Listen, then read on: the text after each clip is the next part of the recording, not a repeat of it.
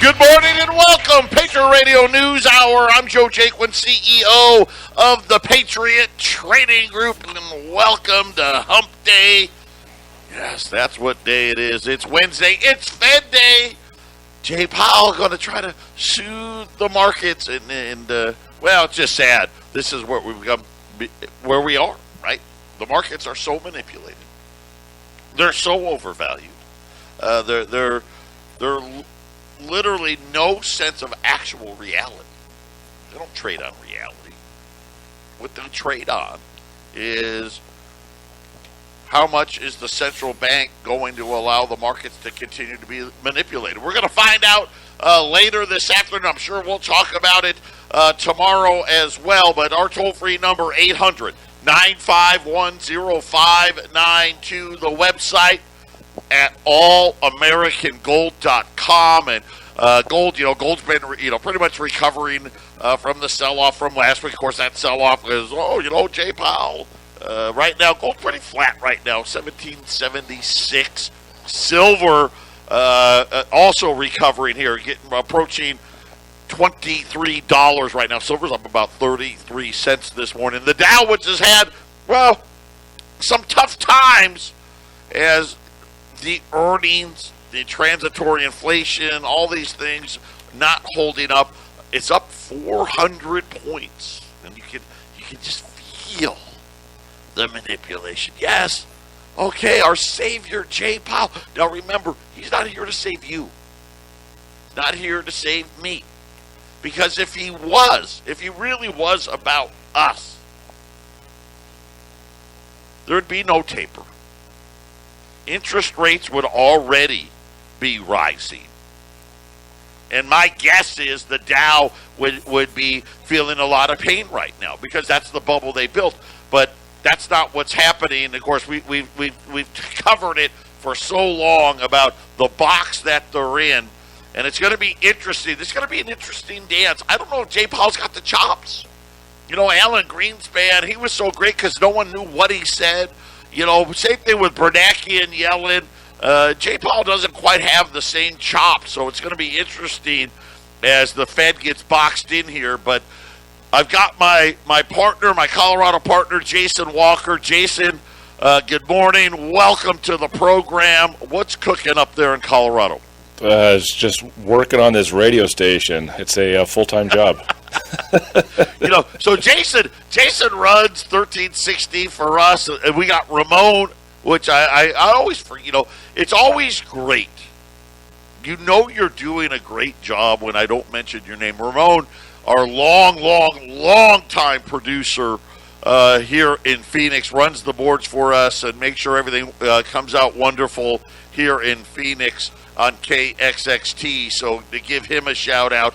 But yeah, so Jason's like a guy, he needs 3 heads and 6 arms. Unfortunately, he's only got 1 head and 2 arms, right, Jason? I have to be a jack of all trades, and I have Jack working for me. Let me say something about Jerome Powell.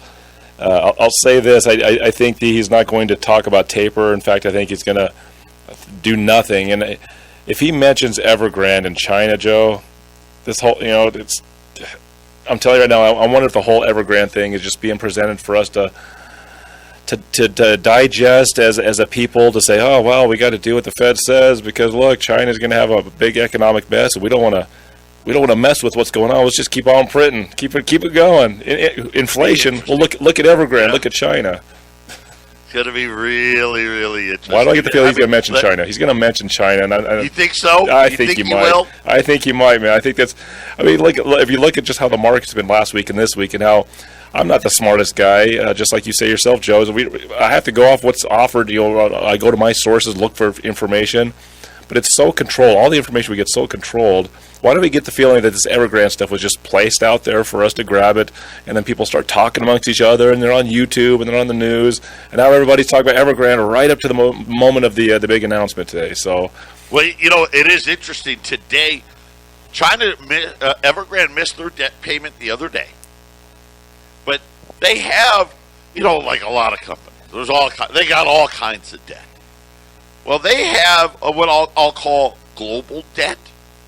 In other words, bonds that were sold to people not in China. And then they have Chinese debt, which is debt that they sold to the actual Chinese people.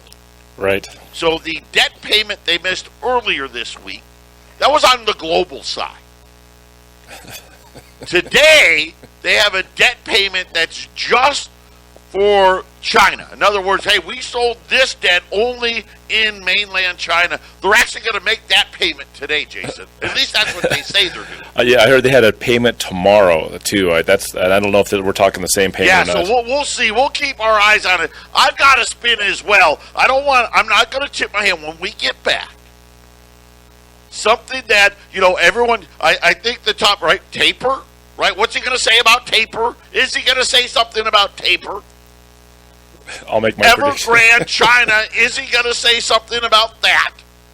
What's he going to say about coronavirus, right? Those are probably the big three. Yep, yes. I've got a fourth one that I think is, by the way, I'll just leave it at this, the most worthless one, because it means absolutely nothing, but yet somehow I think it's going to play a major role in what's going to happen, at least with the markets over the next 24 hours. How's that? Because let's face it, nobody, all of this stuff only lasts for a day or two, and then they focus on whatever the next crisis is out there. But it's something nobody's talking about, but I think it's going to be important because it's the easiest way for the central bank to pretend they're doing something.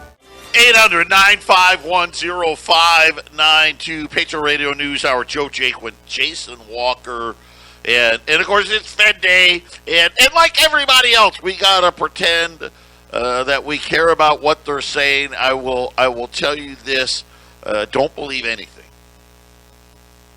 It's all just, I think this, let's just start with taper.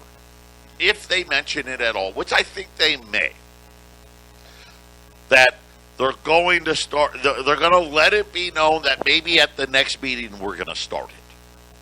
Yeah. Which, the meetings are every 6 weeks. So essentially, let's just call it what it is, right? We may start tapering in December. So that means, hey, we're not fighting inflation at all again for another 6 weeks. And $15 billion less in bonds, really, that's not fighting inflation. But it gives them even more time because they can stretch that out. They won't raise rates unless taper gets to zero. In other words, as long as they're still buying bonds, right now they buy $120 billion a month. Where do they get this $120 billion to buy the bonds? Well, they just make it up out of thin air. So let me ask you, if you're making something up out of thin air, does it really have any value? Does it? And think about this. They've made up $9 trillion. Just made it up. And put it on their balance sheet. Try to pretend, hey, you know what? This $9 trillion of debt, that doesn't count. Let's just slide it over here. Now, remember, you go to work every day. I go to work every day. Jason goes to work every day. You take your hard-earned money and you purchase hard assets from me, right? The same money that these clowns, and they're already telling you, you haven't figured it out yet because the media will never tell you the truth the way I will. They've already told you it's worth nothing. What's the Fed's funds rate? Right? How much interest do they pay? Well, the answer is zero. Well, why is it zero? Well, because they don't want the money to be worth anything. Simple. Right? They want to get you to spend it. If you that's still not good enough for you, think about this. They admit. Now, and we know, we beat this up ad infinitum. that what they tell us the inflation rate has nothing to do with actual inflation. They understate it by double and triple. But they admit that inflation is somewhere approaching 6%. So that means our dollars are losing 6% of their purchasing power, which means in order to make that up and keep us whole, they should be paying us an interest rate of at least 6 and more likely 7 or 8%. Right, Jason? But they don't. They pay us nothing. Right. They've been given this tremendous responsibility to supposedly keep the American economy from collapsing from speculators or whatever they pretend to protect us from. And they do But they are the speculators. That's such That's a great right. point. Who's the speculators? It's them. It's them. Yeah, absolute power corrupts absolutely, right, Joe?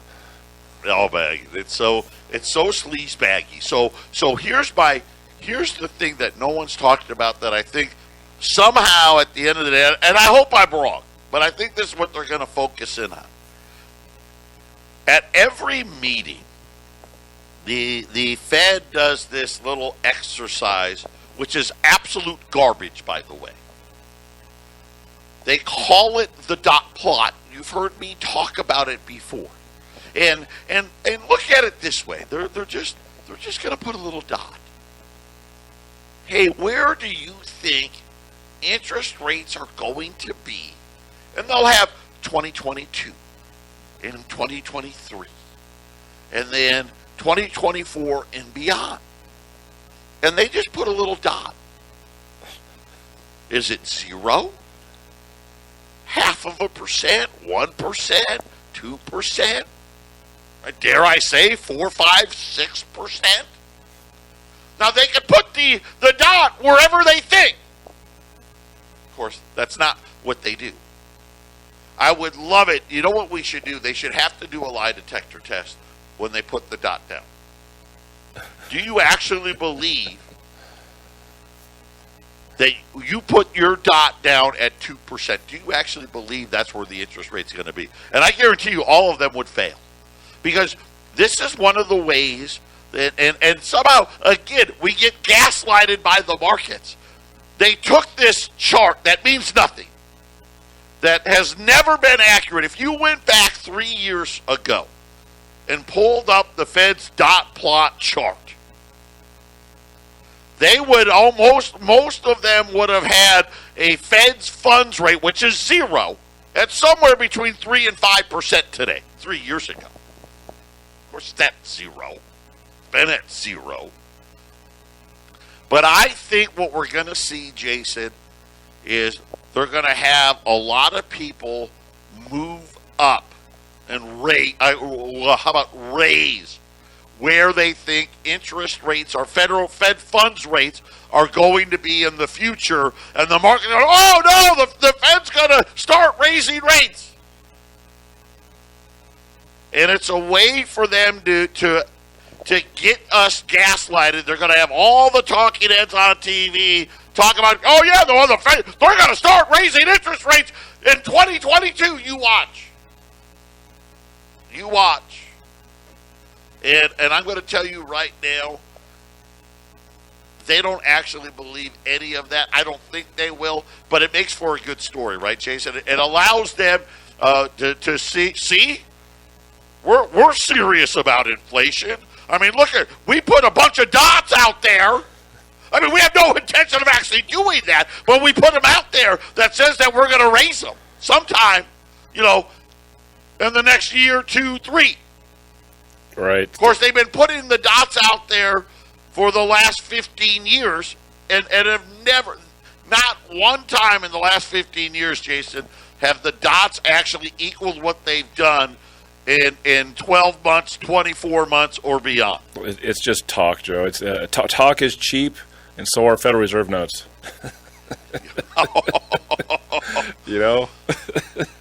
That's all it is. That's such a great point. They could say what they want about the future just like we can, but historically, if they look at their history, which they don't want to talk about their history, it's very bad. at least when we talk about history and when it comes to buying gold and silver, we can give you, hey, this is exactly what's going on, and this is why you should be buying it. Whereas they look at their history, they don't want to talk about their history. That's what the Fed meeting should be about. Hey, let's talk about your history. If I was asking questions of a group of people, I would say, hey, what about all these failures in your past? Can you explain all these failures, why we should think that you're going to succeed this time? But nobody asked those. Just one time. Just one time. Just one time, Jason. I would love, hey, you know what? Let's go back. And let's just, nothing too serious. Let's go back to 3 years ago, and let us show everybody this is what you said was going to happen. And then 2 years ago, and then last year, and then this year, and then give it a grade. And if people actually saw it, people would be like, "Oh, they have no clue what they're doing." But they actually do. See, they use these meetings as nothing more than a, hey, you know what? If we actually cared about the average citizens and the value of the dollar, we would do something like this. And then you'll realize, wait a minute, they never actually do that. Instead, they care about Wall Street. Yeah. They care about billionaires. That's all they care about. The big club, Joe. Who's in the big club? That's who they have. Who's in it? And unfortunately for us, 99.999999% of the people that listen to this show are not in the club. That's right. We're not. And I'm probably being generous to say that someone 0.00000001, there's maybe one person that is in the club that listens. I don't know that there is. Well, there might be somebody working for that person trying to keep tabs on us. There you go. I'll take that. Maybe the guy that's in the club doesn't listen, but his assistant does. There you go. Yeah, they got ears everywhere, Joe. There's definitely there are people watching. I mean, if you dig deep into the government and the Fed that owns them, the elite, yeah, we're being watched. They're watching everything. Oh, yeah. How do they make their decisions? They have to have all the actual data to make these weird decisions upon us. Yeah, it's an interesting day. We'll see how it all plays out. Gold just took off like a shot here. It's up $5, 1780. The minutes won't be out until after later this afternoon. The gold markets will be during that 1 hour a day that they're shut down. We'll get the big announcements. Silver's now up 50 cents here, 22.92. The Dow is up 390 points. We did get one piece of worthwhile economic data out. It had to do with existing home sales. Okay, this is the big number, right? New home sales, pretty small piece. Existing home sales fell again. Now, this caught people off guard. They actually thought home sales would rise. I don't know why they thought they would rise. There's no homes out there. Existing homes fell in the month of August. The supply of homes also fell in August. They're saying fell 1.5%. There's 1.29 million homes for sale at the end of August. The price, now this is the median price, not the average. The average price would be higher. So they made another switch here. They used to say the average price. They've now on CNBC, they've gone to median because they want a lower number. $356,700 is the median price. That's 15% year over year. Again, we know, we talked about it forever. Remember, the Fed tells us that housing inflation is only about 2.5%. Forget about the 15. Sales of previously owned homes fell 2% in the month of August. It's an annualized rate of about 5.8 million homes. We used to sell 5.8 million homes in the 90s. This is actually what we've been at this low number. We briefly got above 6 million there for a little while, but now back below that. And that was really, Jason, the only data. And by the way, sales were down everywhere, just a little bit. They were down in the South, down in the West, down in the Midwest and the Northeast. Tight supply, blah, blah, blah, blah, blah. Sales of homes priced below $250,000 continue to fall. And the simple answer is, Jason, there's no homes for less than $250,000. No. I mean, I was a little kid back then, but I see repeats. But I remember Archie Bunker talking on the show. He bought his house for $20,000 in New York. Listen, in the 70s, that's what homes were. $20,000. That's what they were. Homes sold for more than $1 million, up 40%. And when you look at that, you can really see why is it. Remember what we told you yesterday about housing starts. They're not starting single-family homes. They're getting your apartment ready for you because you're going to be renting for the rest of your life. Patriot Radio News Hour. We'll be back right after the break. Yes, ma'am, by God be darned.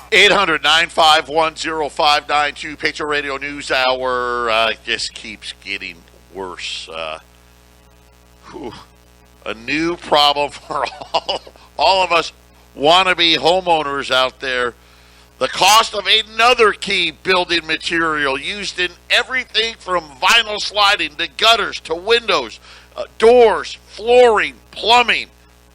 That's pretty much the entire house. I don't think they missed anything. Just rose to a new, fresh record high. PVC hit $1,900 a metric ton. That price, by the way, has now jumped over 60%. Hurricane Ida was the latest blow. These things were rising already. Then you throw in any disruption, and they're now saying that the polyvinyl chloride production has been absolutely devastated in the United States. All kinds of home builders are now warning about earnings. D.R. Horton. Significant disruption in supply chain, along with tightness in the labor market. Rising cost is going to dent our sales forecast. It's also going to dent profitability. Listen, this thing is way overpriced. Way overpriced. It's every CEO in every industry. Pulte Homes. They said that shortages of varieties of building products, combined with increased production volumes across the home building industry, impacting our ability to get homes closed to our level of quality for the remainder of 2021. What does that mean? Well, number one, we're raising prices. Number two, we can't complete the homes, Jason. Right. They don't have the product. In my housing area, which I talked about, I bought my house last year, and the inflation came rolling in. A couple of things were happening, kind of what you're saying about the quality too. They rose the base price $150,000 earlier this year when things started going crazy, and they cheapened the choices and things you can get in the home. There's just very few paint choice colors, all the little extra bells and whistles. They just stripped it, and they rose the price $150,000. Joe, that's the largest paint producer in the world said paint's a huge problem. Yep. Like, here you go. You can have these colors. These are the only colors you can have. That's it. That's all there is. They're calling it runaway construction cost growth. Right. Runaway. Remember, they were unprecedented was the word you got yesterday. Today, it's runaway cost growth. They're saying that PVC is going higher, and they said, because there's no timetable for Louisiana to get back online, but then they said, listen, soaring natural gas prices. We haven't really talked natural gas prices here, but natural gas prices are skyrocketing and just causing all of these things. These are the things that when they talk about transitory, we don't know when is When are prices going to fall back in line? We have no idea. When is production coming back online? No idea. But what we're hearing underneath that is, listen, everything costs more. Everything. And go back to how we started the show. Do they really care about inflation? What is the central bank telling us what the real value of the dollar really is? They make up $120 billion of them every month. Just make it up. How can it have value? Think about $120 billion. That's such a big number. Most of us can't even get our arms around it. That's over $1.4 trillion a year. Remember when our national debt used to be less than that? Yeah. Joe, when you talk about housing costs being so extreme, you know, that they're not going to make a lot, they're not going to be making money like they were.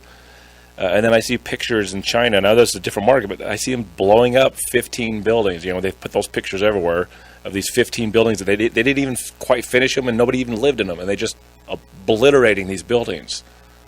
And this is what China did. They're fake markets that are now showing all this stress. Whether it infects our markets or not is immaterial.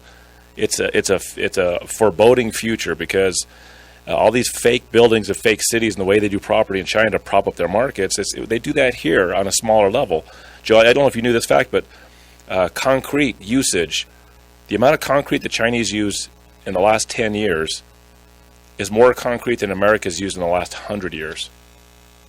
Yeah, well, and it's mind-blowing when you see, you know, not just concrete, you see iron ore, steel, all of this stuff. Iron ore, I saw iron ore just snapping back again today, right? Because of Evergrande's going to pay the Chinese people back, but it's absolutely insane. And then they're blowing it up, Joe. Then they're blowing it up. That's the whole thing. If that doesn't show you how bad things are, they're taking the assets that they've used and they're blowing it up. You know, we hear about the Depression, where food just rots in the fields, right, Joe? It's a foreboding future. It's really showing problems. Yeah, and all of these things, and we're seeing all these stress points. Mario Rubini came out today. I guess it was the other day, saying, you know, maybe he's the one guy that's listening. Talking about the box. We're in the debt trap now. Right? The Fed has pulled out all the stops to bail out Wall Street, to bail out the debt markets. And now, just like every textbook you ever read, right, when you produce too much of something, when it's not backed by anything, it always goes to its natural state, which is zero. There's nothing behind the dollar. Here's the sad part. I bet you, Jason, today, I bet you probably 40 to 50% of people here in the U.S. still think our currency is backed by gold. Yeah. There's a lot of right? They have no idea. It's not backed by anything. It's just a piece of paper with colors on it. Little-headed presidents, big-headed presidents, no blue line, right? All conditioning. Listen, we know where we're headed. If you went out to, and I don't use Drudge for news really anymore, but they've got one of the headlines letting you know what's happening. They're one of their headlines is how the United States has fallen behind in the electronic currency, and it could be the death of the dollar. Of course, what are they laying the foundation for? Right? They're going to make us beg for a digital currency, Jason, right? It's just a setup. It's a Total Plant article. Oh, no, we're losing the race. China's going to win. Holy smokes. Where are you? Hurry up, Jay Powell. Get us the electronic dollar. When the electronic dollar comes, you watch all the dollars that go out of your bank account. Pacer Radio News Hour. We'll be back right after the break. 800-951-0592. The Fed meeting coming today, and again, this is probably close to the end here for what I'll say is the resting place for gold and silver. The Fed has been able to to play the transitory card, for lack of a better word, for pretty much a year. Because you go back, not quite a year. You go back about 11 months ago, 10, 11 months ago, and the Fed was doing no, there's not going to be any inflation. Don't worry about it. And then at the beginning of this year, they used that transitory word, and now they've played that out here. And Jason, I think now we're getting right to the end here. The Federal Reserve is going to have to announce it's either going to do nothing or it's going to do something, or at least pretend to do something. And I think once that happens, you're going to see a lot of people decide, yeah, I'm going to need a lot more safe haven assets than I have. Today's special, we've got 60 of these. It's a good number. 60 of the $5 Liberties. That's the quarter ounce. These are the old ones. 1866 to 1907 $5 Liberties. The best part is price $5.65, which that's $25 off. Because there's not a lot. Jason will tell you there is not a lot of fractional gold out in the market. There's not a lot of gold out in the markets, period. But this is a great opportunity to pick up fractional gold. U.S. $5 Liberties. Again, quantities are limited, but 60 of them is a decent amount at $565, Jason. Yeah, and we haven't had a lot of $5 Liberties lately. It's there hasn't been a lot of anything in particular, but the $5 Liberties has been a little less. We've been selling those a little less, Joe. I like selling these because let's face it, people's earnings are not keeping up with the inflation, and it's been this way for a long time, but especially this year. And $565. That's an amount that more people can get. Excuse me. Oh my gosh, Joe. So that's an amount people can come up with a lot easier than the 2100 or 2050, whatever it is, for a $20 Liberty when it's on sale. So this puts a lot more people in the boat, so to say, to get their hands on some gold. Because, Joe, it wasn't just too many years ago that an ounce of gold was selling for this price, right? Yeah, man, when I started here at Patriot, ounce of gold was less than that, way less than that. Man, I want to say the first $20 gold piece I sold, it was somewhere in the high threes, low fours. I want to say $395.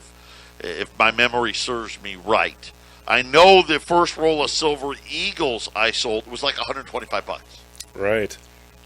And it won't be long before this quarter ounce gold piece we're selling, this $5 Liberty, it'll be $2,000. It won't take very long for it to get there. It really won't. It might just be a matter of months, but a few years is going to go by with this economic chaos that's getting ready to happen. And it's going to be a long term. This is not the market crash. It's going to be a couple of years.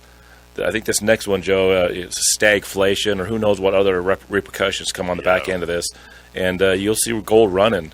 And by the end of the decade, I don't see gold less than 20 grand at the end of the year. I just don't see it. It has to happen because the early 2000s to 2008 timeframe, you saw gold going from the $200 price range to the $1,500 price range. Well, gold in the $2,000 range to the $15,000 range is the same percentage in the same time frame, Joe. We're going to see it. If you look at when I started, okay, so this is early 2000s. Central banks, primarily European central banks, were selling 500 metric tons of gold a year. So that's not that long. That's not even 20 years ago. Right. Fast forward to today. Sales that actually, purchases by central banks that are actually reported are over 500 metric tons. And the reason why I say actually reported, because everyone believes, me included, the Chinese have been buying the whole time. They just don't like to tell people. And you start hearing about, central banks from Hungary to Poland to Brazil to Thailand. I mean, it's universal that all of these central banks are turning away from holding fiat currency, because that's what they're doing. What are they not buying? Well, they're not buying fiat currency. They're deciding, hey, you know what? We need to own this gold. Because I think all of them know, all of them get it. We're in the debt trap now. Jason, who I think is right. We are the most likely outcome is this horrible period of stagflation, followed by a recession that we probably have never really seen the likes of, followed by a reset and into a digital currency. That's the way. I think that is by far the most likely outcome. Do you agree, Jason? Right. And when you before you left the last segment, you had mentioned that, hey, Americans will be begging for this digital currency, and that's correct. They got to create.